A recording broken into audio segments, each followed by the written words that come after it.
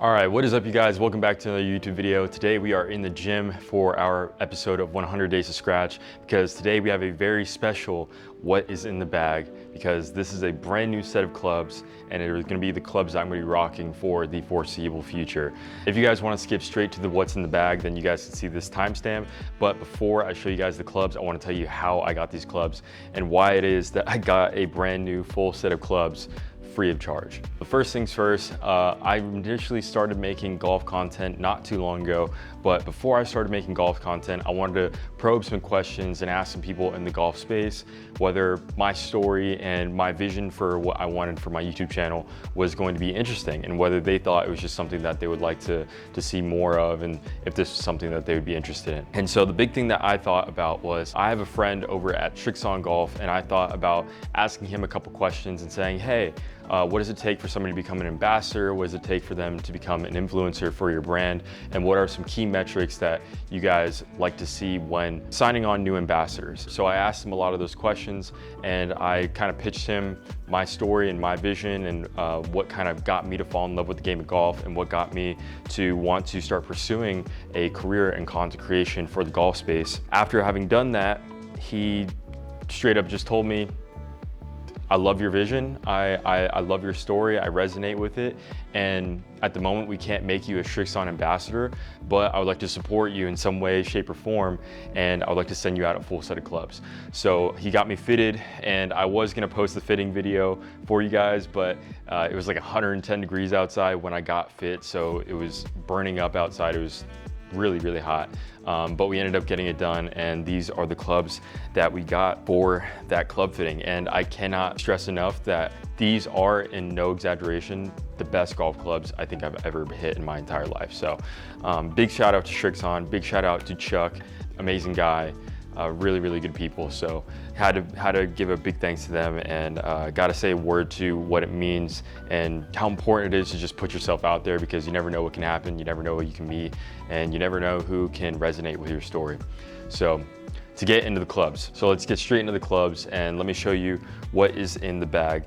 Now we can start with the putter. As some of you guys know, Cleveland and Srixon are like a parent company duo, and right now Srixon, all their wedges and all their putters are made by Cleveland Golf. Right now, I'm rocking the Milled Soft 2 11 putter. Surprisingly, like I gotta say to you guys that before getting these Srixon golf clubs, I was an absolute Titleist fanboy. I have to admit that I didn't like any other brand other than Titlest. I wasn't a huge fan of any other brand's irons, whether that was Callaway or TaylorMade or Ping. I just thought Titleist was, they just had the best feeling clubs.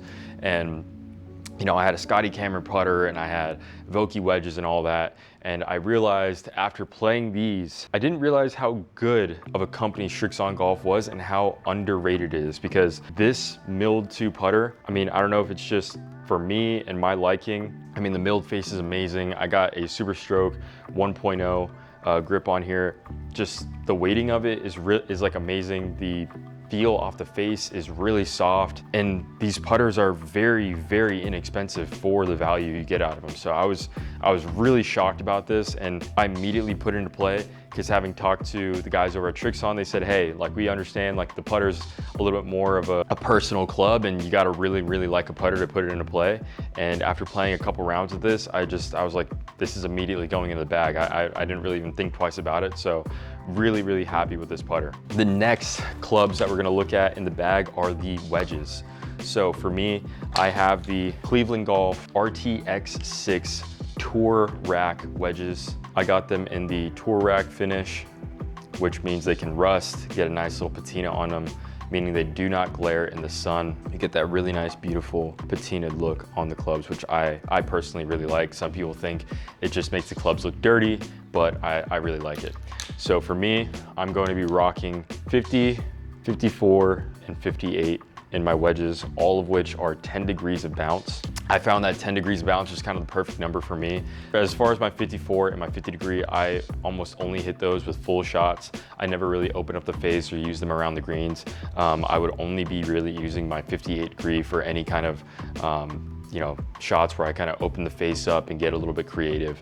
And for me, I decided that I was going to go with maybe a low bounce option, which would be a 6-degree wedge that they make. But here in Arizona, we normally have firmer turf conditions, which is where the 6-degree bounce wedge would have been helpful. But as we get into the winter part of the season here in Arizona, all the fairways start to soften up a little bit more and all the overseeding starts to happen. We start getting a lot more bent and ryegrass fairways, so things are a lot softer. So having that 10 degrees of bounce is going to be really, really helpful for making sure the club gets up and out of the turf, which I'm really, really happy about.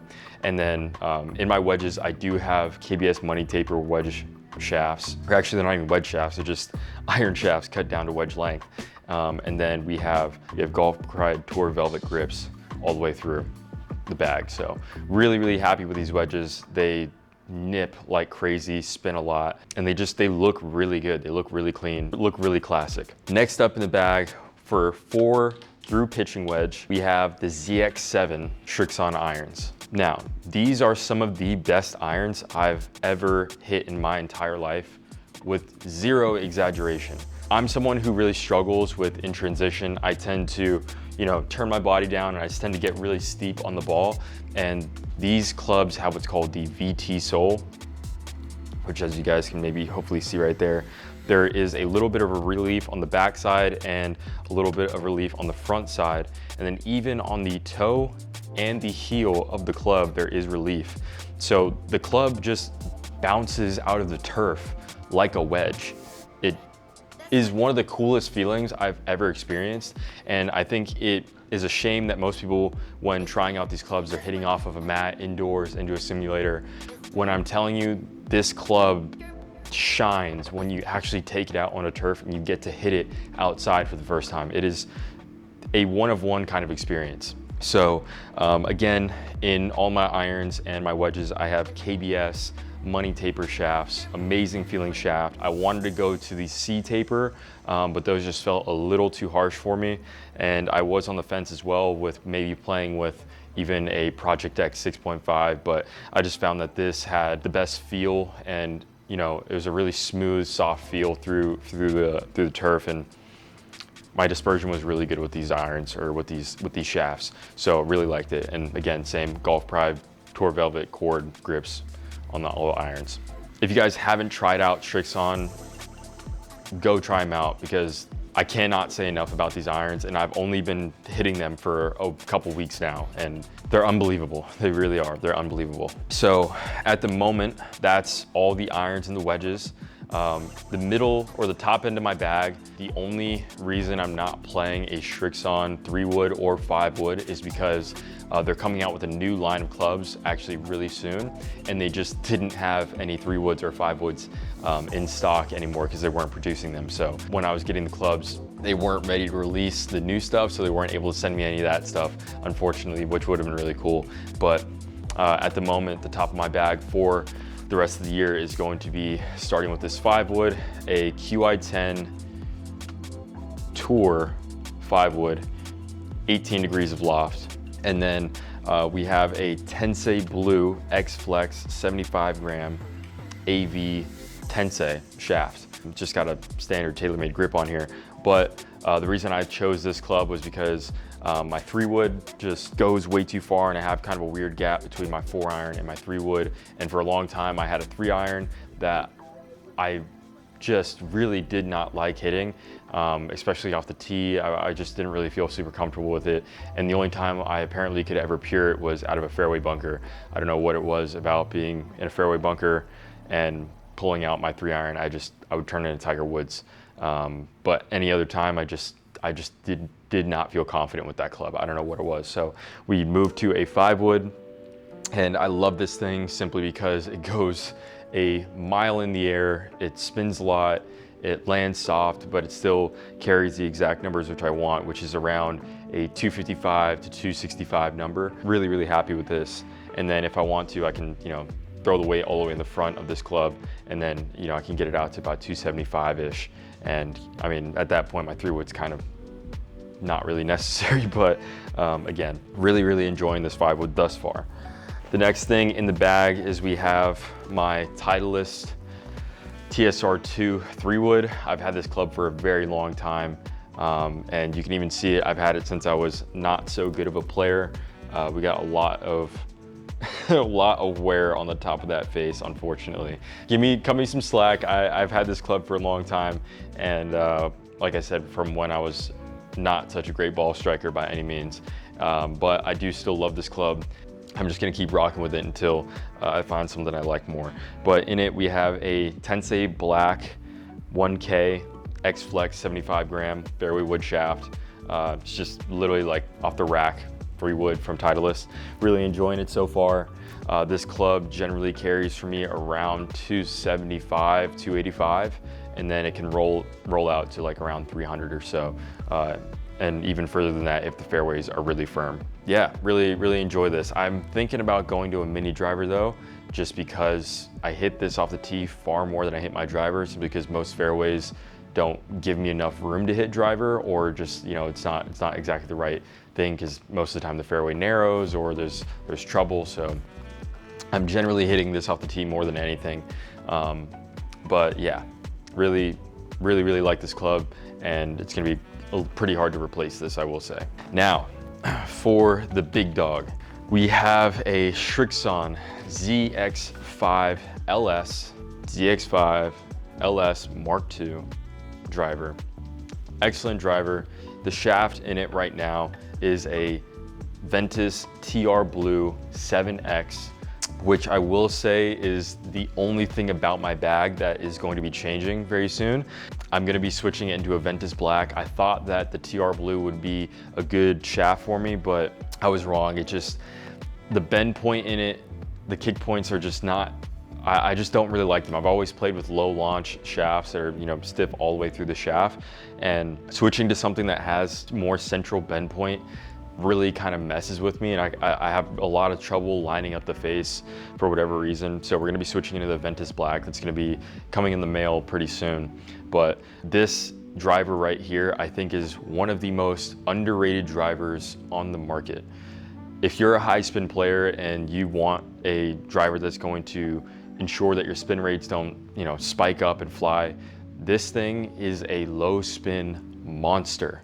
I absolutely mean a low spin monster. I can swing at this club, granted with this shaft, not as hard as I would like, but that's why I went and got, you know, fitted for a Ventus Black. Being on the lower side is simply because I play a spinnier ball, which I wasn't hitting in the simulators. So I know that low end is gonna be a little bit higher than what it was being showed on those simulators. And we'll get to the ball in just a second.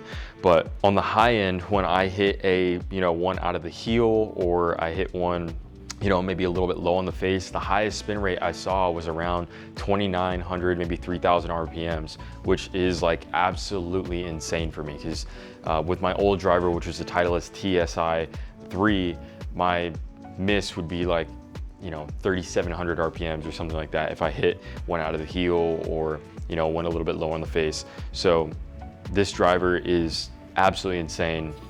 I did not realize how much of a absolute bomber this driver can be, because you can really hit some long drives with this thing. So amazing club, and really slept on. I would definitely recommend you guys go try this out.